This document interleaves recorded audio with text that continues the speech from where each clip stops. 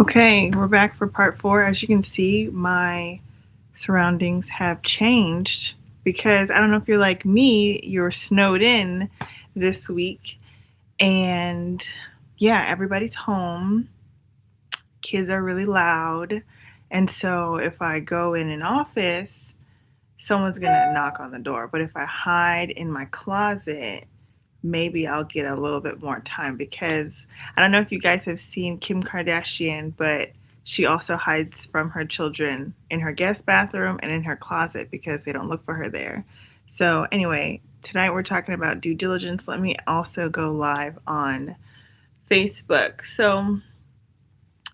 So yeah, hey, welcome back for part four of the buyer's guide. I started this originally because I have buyers who have never done this before, right? First time buyers. And as a real estate advisor, I like to advise my buyers in 5 steps on purchasing a home. And over this series, each week, we've gone through a different step because to sit on a live and explain every single step would be too daunting for me and for you. Facebook, you just got here, but we're in my closet today because I don't know if anyone else is in Texas or other places that we were snowed in and then the world opened back up, but it's still very cold outside. So today I have been home all day. And when you're home all day, there's family and kids. And like if you go in an office, for sure someone's going to knock on the door. If you hide in your closet like Kim Kardashian, no one will knock on your door. Let me make sure this is on. Yeah, so this is on. So I'm gonna jump right in today. I don't know if anyone else has this, but seasonal depression is so real. And I'm not saying I'm depressed, but honestly, like when the sun is not shining and it's so cold outside, I just do not have the same spark that I have in the summertime. But anyway, let's talk about due diligence today. Let me share my slides. Again, I'm getting really good at this, but on Facebook, if you want the slides, they will A, be on YouTube and the replay. B, I will post them on my Facebook business page throughout the week and kind of talk about each one broken down. But tonight, the only people that are going to be able to see the slides are on YouTube. And yeah, on Facebook, if you're on my YouTube channel, or you could just hop over to my YouTube channel and slides. And here we go. I am sharing my slides. Step 4 is due diligence. So making sure the home that you picked, your dream home, is everything you thought it was, right? Not just aesthetically, but also all of your top fives, right? So the skeletons of the home. So let's go through a quick recap, okay? Because like I said, I'm in my closet today. I don't know if you guys are like me, stone in, but I'm in my closet. So I'm hiding from my family. And I actually got the idea from Kim Kardashian, who hid from her kids. Obviously she's a millionaire. She hid from her kids in her guest bedroom, and when they tried to come in, she hid in the closet. And then I don't know if you guys know Marky Mark, but he's an actor now. His wife hid in the closet to put on her makeup. So I was like, perfect, because kids don't look in the closet. So anyway, sharing the slides on YouTube, we're going through the recap of the buyer journey. So step number 1 was finances. Finances are so important, right? So gathering your documents, getting pre-approved with the lender. I have vendor partners that I work with, and preparing your budget, right? What I put out a video on Monday about what would you like your monthly payment to be when you're purchasing a home. It's the same way. You never want to be house poor. And so how you're not house poor month to month is actually looking at that monthly payment with your principal, your insurance, your taxes, and your interest rate. Well, it's principal, interest rate, taxes, insurance, but PITI. Okay. Number 2 we talked about was the home search. So the home search is the fun part that everyone talks about, right? So I like to start my home search online first. And I think a lot of people are like me, that you also start your home search online, right? So I know people use different platforms. I'm not going to shout out any platforms because none of them are paying me. But you guys know what platforms you use and what platforms you put hearts on. We use HAR. in Houston. So that is an MLS that shows you all of the active homes. And then realtors can also see things like private per seller and coming soon. So what I like to do is set my clients up on a portal. Once I know their parameters, that's their location, their budget, and what kind of home they like, I like to put them on a portal. And what that portal does was it sends them any home that I believe fits in their parameters. So then once we have our homes favorited, let's go tour. So everyone loves this part, right? So I actually get a feel for not only the home, but the neighborhood, what it takes to get there, what the commute would look like, what roads you're taking, what it looks like to park there every single day. And then we talked about finding the one.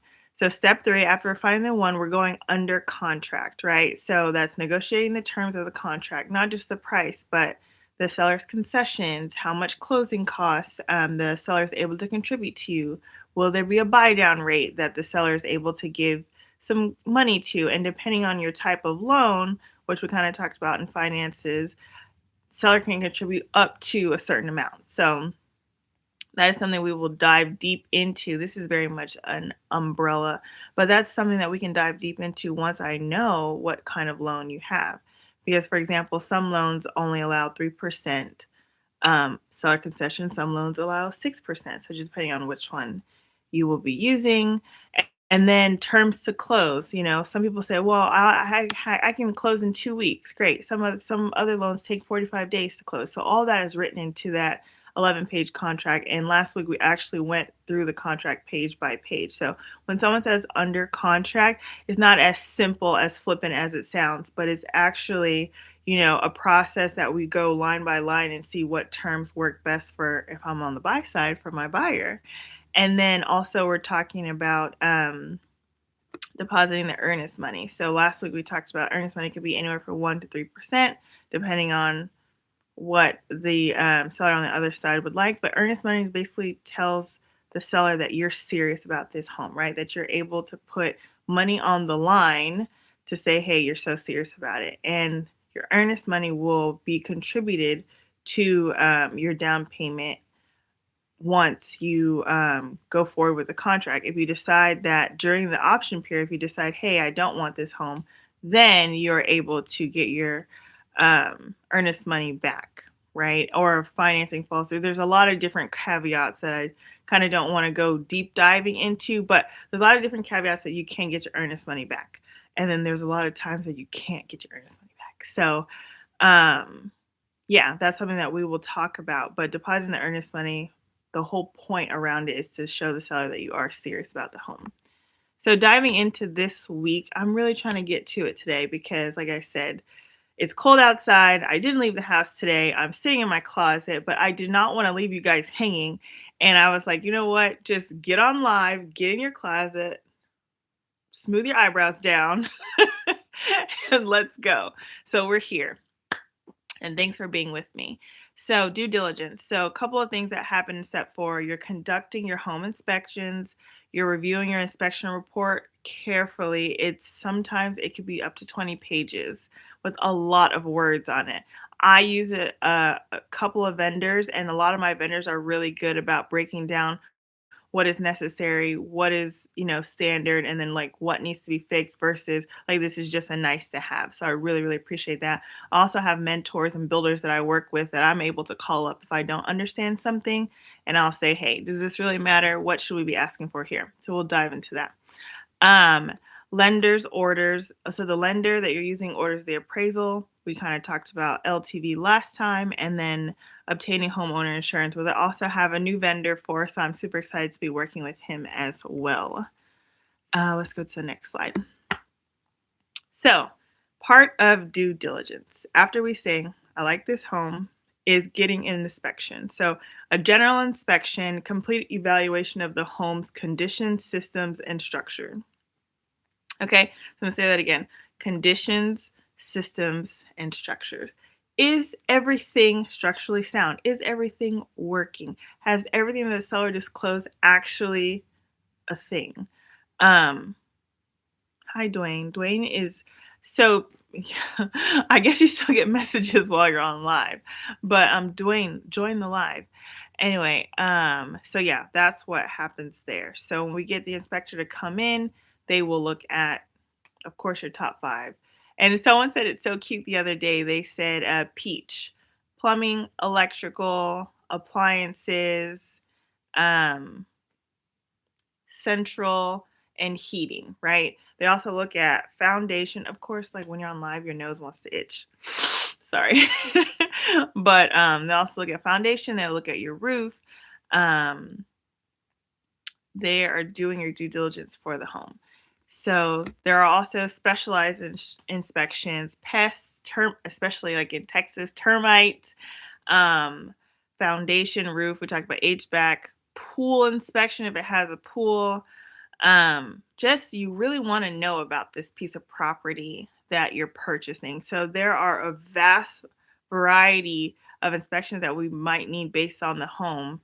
And like a survey, for example, I met a new survey person too, the other day at an event. But getting a survey so you can know your property line, right? What property is yours? What fence is yours? You know, where's actually does your property line end? And where does it begin? And you know what is all on your property, right? You're spending a lot of money on this property. We want you to know everything about it. And yes, there are additional costs, and we kind of talked about that 2 weeks ago associated with this. But if the median home price is $335,000 in Houston specifically, that is a $335,000 investment baseline. And then the interest that you're using if you're not paying cash. So with that huge investment, you definitely want to make sure you have all your I's dotted and your T's crossed. And you know that this home is not just beautiful and suits your family, but also is structurally sound. The condition is what you know it is. If you know you're going to have a roof expense in the next 5 years, okay, you should know that going in. There should be little to no surprises, right? So one thing I always say is attend and ask, and I put that in the slides. You should attend the inspection. So far, I haven't had any buyers attend the inspection. I do always like to attend because I have a lot of questions, right? And if I can't attend, someone from my team can attend because I want to know what is going on. I want to know about that report before it even comes to me. I want to see what the findings are. I'm curious that way. I'm a learner that way. So I like to attend those. And then reviewing the report. So the detailed findings has photos and recommendations, like I talked about earlier. So, and I will sit with my buyer and review that. If it's not in person, it will just be virtual, but that's fine. So, blue taping. A final walkthrough where you mark items needing attention with blue painter's tape. I don't know if some of you guys follow me on Instagram, but I had blue tape all over my hand and I was walking through a house, blue taping some little touch-ups from paint, loose fixtures, scratched surfaces, doors and windows that may look a little rickety or maybe off center, minor cosmetic issues, right? So this is typically done with new construction or recently renovated homes because, you know, there's just little things that happen when workers are coming in and out of the house, when things are being moved. And you just want to make sure when you move in, you're not like fixing door handles when you come in, right? That's what a way to sully the experience when you're like, oh, this is loose, or I see a paint chip there. They're gonna go and beautify the house for you. But we need to blue tape it. So after the inspection, after we ask, oh, let's talk about that in a second. So after the inspection, see, I made these slides. That's why I'm going ahead of them. So after the inspection, you have a couple of options. You can accept as is. I'm gonna just leave that there because not in this market, not in this balanced buyer's market. But you can accept that is as is. That is a option. You can also request repairs. Ding ding ding ding ding. You can ask the seller to fix specific issues before closing. You can negotiate a credit. So that's actually requesting money off the purchase price or closing costs, which we'll talk about that in a second. Or you can walk away. You can say, this has foundation issues and you didn't disclose it in the seller disclosure or you didn't know whatever. I'm deciding actually, I don't want to deal with it. And you have your right to do that because we are in option period, which is 7 to 10 days. Like I said, we talked about that last time. 7 to 10 days where you can look at this house. So let's reverse a little bit to some of these options that I talked about. Request repairs. That is my favorite. That is my favorite because here's the thing with negotiating credits. And I've already said my opinion on accepting as is. So, but here's my thing about negotiating credits. Are you going to get it fixed? Hmm? Are you going to get it fixed? Are you going to get it fixed? Or am I going to come to your housewarming party in 3 months and yes, you got the money off the purchase price and you got the money off the closing costs, but you still didn't get it fixed? So I prefer, especially for my first time home buyers, let's just request the repair, okay? Something is missing, especially new construction. The builder is here right now. Make him put those splash blocks, make him put that extra slab on the roof, make him fix. One time I had to go in the attic and on the inspection report it said that because I do a second walkthrough, the final walkthrough, the AC vent thing was stuck and he was like, "Oh, we'll come and get." No, no, you won't come get it after closing. Get something right now and get it off. So like, and my buyer wasn't even there for that. She did not come, but I was there in my skirt in the attic, like, take this off. Like, no, my buyer, when they get in this house, they don't need to be calling me, asking me how to change their AC filter because it's stuck. So for me, just request the repairs. I write it up real nice and neat, real kind, and say, hey, these are things that we're requesting. Thank you. Full stop. So that's where I sit with that. So next slide, negotiating for repairs, and kind of see, I made these slides, so I'm kind of working ahead. But so prioritizing safety and structure, right? Because some things don't matter, and that's why I said I do have partners that I work with to say like, hey, does this matter versus this, and then being reasonable, not sweating every minor cosmetic issue, getting estimates. So if there's no, even if there's like a medium issue, we still want to know how much it's going to cost, especially if they come back and say like, no, we're not doing that. Well, we need to know the price to take. We need to know the amount to either take off the closing costs or take off the purchase price, right? So I would get a contractor who works, say, on your roof and come out and say like, hey, this is a $6,000 problem. Great. We write it up and say, hey, this is a $6,000 problem. You can fix it. And the agent says, oh, the seller's not going to fix it. Great. We can, and you agree that you're going to fix it on your own, then it's a $6,000 deduction from one of those line items that we just talked about. And that's all about negotiating for repairs. And then considering the market. Like I said, see, I made these slides. I love that for me. Considering the market. If there's a seller's market versus a buyer's market, and that affects your leverage. If this house has been sitting on the market for 255 days and you have the audacity to tell me that you're not going to give me a credit, and because I completely understand some sellers are in a situation where they can't repair, like they do not have the funds to repair. They're also trying to move. But with that being with that being said, what you're going to do on that purchase price? What you're going to do on my closing costs? Because it's a buyer's market, balanced buyer's market. Okay. So let's move on from that. The appraisal.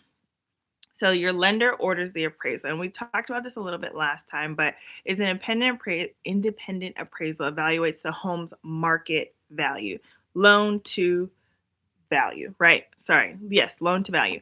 So why it matters. Lenders won't loan more than the appraised value. If appraisal comes in lower than the price that we wrote on that contract, you may need to renegotiate the price, bring more cash, or walk away from your appraisal contingency. So we talked about addendums last time, and that is part of it. If it doesn't appraise, then we don't want it. Or if it doesn't appraise, we're willing to have up to $10,000 in cash, right? I gotta turn off notifications while I'm doing this live. Anyway, so that is something that's very important that myself and the lender will go over with you because the scenarios can be abundant. But with that being said, we just want to know and by we, myself, the lender, and you, is this house worth what you're paying for it, right? Especially if you're getting out a loan. So, next part is obtaining homeowner insurance. I have a couple of vendors that I do work with. So, your lender requires proof of homeowner's insurance before closing. And so, we're going to shop different insurance providers for the best rates, which I feel like I have, and get adequate coverage for dwellings and belongings like appliances and dishwashers and things like that. And then provide proof of insurance to your lender. And then this one says first year's premium typically paid at closing. Yeah, I can see that. Okay, resolution and negotiation. So we review all reports. We submit repair requests within this timeline that we put on the contract. We negotiate solutions. So basically, we work with the seller to resolve issues. It's not buyer versus seller. And I hate that it feels that way sometimes, because it's really not. It's us working together for a mutually beneficial outcome. My buyer wants the house. Your seller doesn't want the house. Let's work together to make it happen. Help me help you. Yeah? And then finalize agreements. So we sign amendments. Whatever we decide to get repaired, we sign off on that. Whatever we decide that we just want in credits, we sign off on that. Everyone agrees, and we go forth. You're almost home. Okay, so once due diligence is complete, all inspections done, issues resolved, and contingencies satisfied. Next up, step 5 is closing time. So that's when we're doing our final walkthrough, which I kind of talked about today with the AC filter. And I'm making sure all the things that we asked to get done are actually done. I'm literally going around with my clipboard. I don't know if y'all see me in my clipboard online, but I love having a clipboard. It just makes me just ticking things off. Clipboard. But yeah, I'm going around with my clipboard. Did you do this? Did you do this? Did you do this? And we actually sign off on it. Sign documents, get your keys, and celebrate your new home. So the finish line is in sight. We started with finances, okay? Way out yonder. And now we've brought it all the way home to step 4. So that is my last slide for tonight. I know I ran through that, but honestly, I'll be posting it all week about different steps that we've talked about. And then you guys can always DM me, because you still do during this.